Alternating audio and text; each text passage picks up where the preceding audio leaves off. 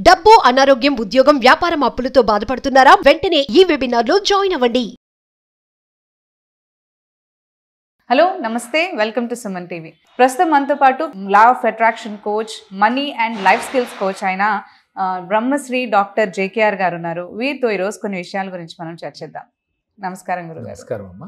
గురుగారు, ఇప్పటి వరకు మనకి మెడిటేషన్స్ గురించి చాలా రకాలుగా చెప్పారు. అంటే మనీ మెడిటేషన్ ట్రిక్స్ మీరు ఆల్రెడీ షేర్ చేస్తున్నారు. అవునమ్మా. అయితే ఇప్పుడు మనకి కల్పతరు మెడిటేషన్ గురించి ఏమైనా చిన్న ట్రిక్స్ మీరు మాతో షేర్ చేయగలుగుతారు? తప్పకుండా అమ్మా. ఈ కల్పతరు మెడిటేషన్ చాలా అద్భుతంగా ఫలితాలు ఇస్తుందమ్మా. సహజంగా మనీ కావాలి, డబ్బు కావాలి అని ప్రతి ఒక్కరికి ఉంటుంది. అవును. అయితే ముందు మనం ఏ డబ్బు కావాలన్నా ముందు మనం మార్చుకోవాలి. ఎందుకంటే యూనివర్స్ మనకు కనెక్ట్ అవ్వాలంటే ముందు మనం మార్చుకున్న తర్వాత ఏ ధ్యానం చేసినా, అలాగే ఇలాంటి మెడిటేషన్లు ఎన్ని చేసినా ఈజీగా మనం మనీని గెయిన్ చేసుకోగలుగుతాం.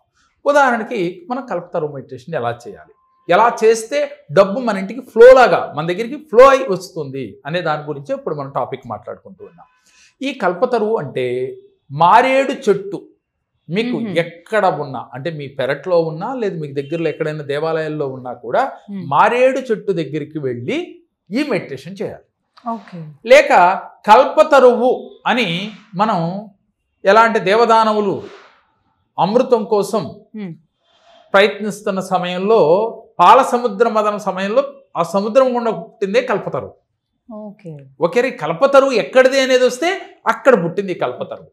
కాబట్టి ఆ కల్పతరువు మీ ఊహల్లో గనక అందినా, ఏ పిక్చర్లో మీరు చూసినా ఆ కల్పతరువుని ఊహించుకుని ఇంట్లో కూడా మెడిటేషన్ చేయొచ్చు.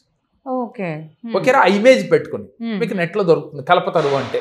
ఆ కల్పతరువుని మీ ఇంట్లో పెట్టుకుని అది ఊహించుకుంటూ రియల్గా మీ ఇంట్లో ఉన్నట్టుగా దాని కింద మీరు కూర్చున్నట్టుగా భావం చేస్తూ చేయొచ్చు మెడిటేషన్. లేదు సార్ నాకు ఆ ఫీల్ రావట్లేదు అనుకుంటే ఎక్కడైనా మారేడు చెట్టు, ఎందుకనంటేరా మారేడు దళం అంటే ఈశ్వరుడికే ఇష్టం కాదమ్మా, లక్ష్మీదేవికి మరీ ప్రీతికరం. ఈశ్వరుడితో పాటుగా ఆస్ట్రాలజీ ప్రకారం లక్ష్మీదేవికి కూడా చాలా ప్రీతికరం. అందుకని మారేడు దళాలతో లక్ష్మీదేవిని అర్చిస్తే వెంటనే ధనాన్ని మనకి ఇస్తుంది, లక్ష్మీ కటాక్షం కలుగుతుంది అని చెప్తూ ఉంటాం. అందుకని మారేడు చెట్టు దగ్గరికి వెళ్ళి అక్కడ కూర్చుని కూడా చేయొచ్చు.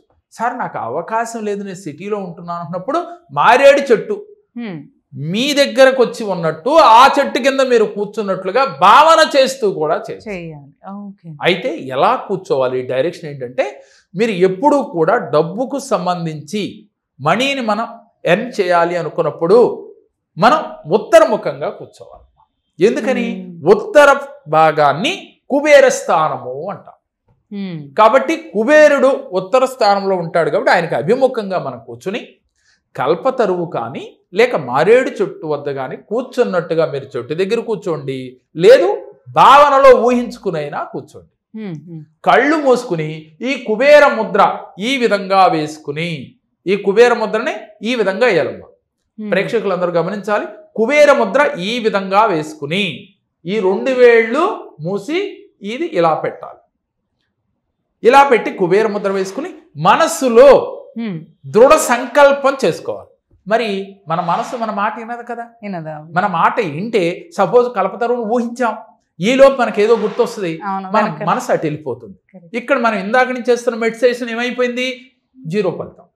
అందుకని ముందు మనం ఏం చేయాలి, మన మనసుని మన ఆధీనంలో తెచ్చుకోవాలంటే ఏంటి మార్గం అని అంటే అప్పుడు మీరు చేయవలసింది కళ్ళు మూసుకుని శ్వాస దీర్ఘ శ్వాస తీసుకోవాలి. 9 సార్లు దీర్ఘంగా లోపల పీల్చుకోవాలి. పీల్చుకున్నప్పుడల్లా మీరేమి సంకల్పించాలి, నాలో ఉన్న నెగిటివ్ ఆలోచనలు బయటికి పోవాలన్న ఆ వర్డ్ని గాలి బయటికి వదిలినప్పుడు చెప్పాలి.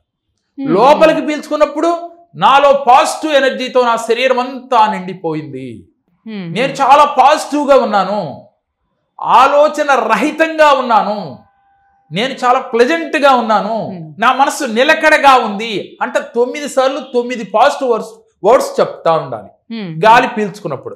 దీర్ఘ శ్వాస అంటే అట్లా నాభి నుంచి తీసుకోవాలి. అలాగే వదిలేటప్పుడు కూడా నాభిలో మొత్తం అంతా పొట్టలోంచి గాలంతా బయటకు వదిలేటప్పుడు మీలో ఉన్న నెగిటివ్ అంతా వెళ్ళిపోవాలి. నెగిటివ్ థాట్స్ వెళ్ళిపోవాలని ఒకసారి, నెగిటివ్ అంతా బయటికి వెళ్ళిపోయినట్టు ఒకసారి, అలాగే కోపము, ద్వేషము, ఈర్ష ఇలాంటి అన్నీ కూడా బయటికి వెళ్ళినట్లుగా ప్రతి ఒక్కసారి ఆ పదాలు తలుచుకుంటూ రియల్గా భావిస్తూ చేయాలి. చేసిన తర్వాత ఒక్క 5 minutes నిశ్శబ్దంగా శ్వాసను గమనిస్తూ నిలిచిపోవాలి. వెంటనే మీ మనసు మీ ఆధీనంలో రావటం ప్రారంభమవుతుంది. అప్పుడు మీరు స్టార్ట్ చేయాలి మెడిటేషన్. ఏం మెడిటేషన్ ఎలా చేయాలి అంటే, మీరు చక్కగా మనసులో ఒకే భావన ఉండాలి.